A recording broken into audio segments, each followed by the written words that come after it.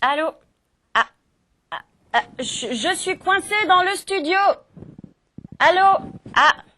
Je suis coincée dans le studio. C'est pas vrai, ces opérateurs téléphoniques. Ça se voit que je suis pas chez Verizon, hein.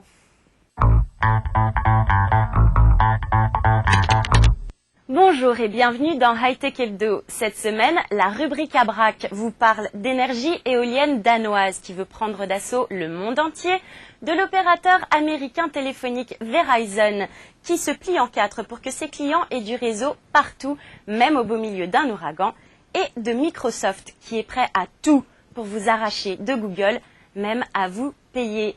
En fin d'émission, avec la Hot News, ça spécule et ça spécule sur la place qu'occupera Apple dans nos foyers d'ici quelques années. Hightech Hebdo, c'est parti.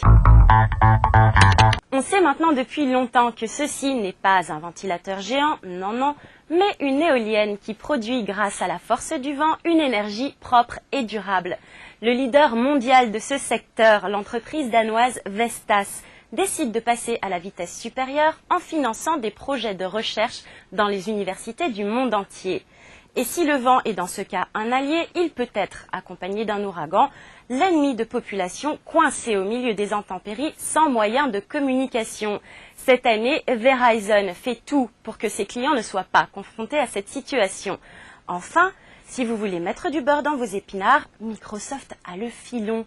Et on vous l'explique dans la rubrique à braque.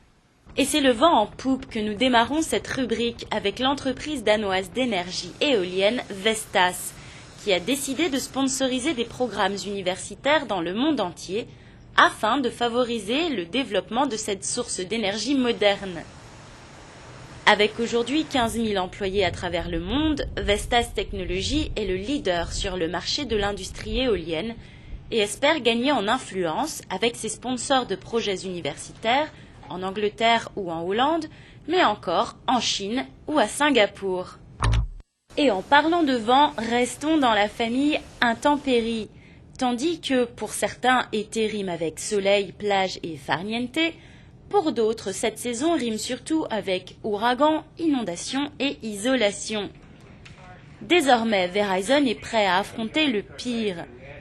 Afin de faire face à la saison cyclonique en toute sérénité, le plus important opérateur mobile aux États-Unis a cassé sa tirelire, tandis que ses ingénieurs se cassaient la tête pour assurer une couverture de réseau optimale sur tout le territoire américain en cas de violentes intempéries.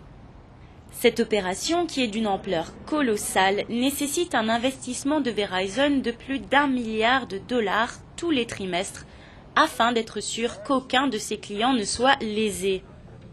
Les mesures prises vont des installations de générateurs d'urgence en cas de faille des principaux systèmes à des tours émettrices mobiles. De l'huile de coude et quelques milliards plus tard, les 61 millions d'abonnés Verizon sont parés pour l'été. Et puis on finit sur la note positive de la semaine, puisqu'il est question, en cette rude période de récession, de récupérer des sous-sous dans la popoche. Microsoft, afin de faire du pied au Googlophile, propose aux utilisateurs qui passent par son moteur de recherche pour effectuer des achats un remboursement partiel de leurs emplettes. Ce nouveau système, pour l'instant réservé au territoire américain, baptisé Live Search Cashback, vous permet de récupérer de 2 à 35% de la somme dépensée sur les sites partenaires de Microsoft. eBay ou les librairies Barnes & Noble en font entre autres partie. Elle est de retour, elle vous avait manqué. La voici, la Hot News de la semaine. Prédire quel sera le nouveau gadget proposé par Apple est l'activité préférée non seulement des traders à Wall Street, mais également la nôtre, à nous autres férus de high-tech.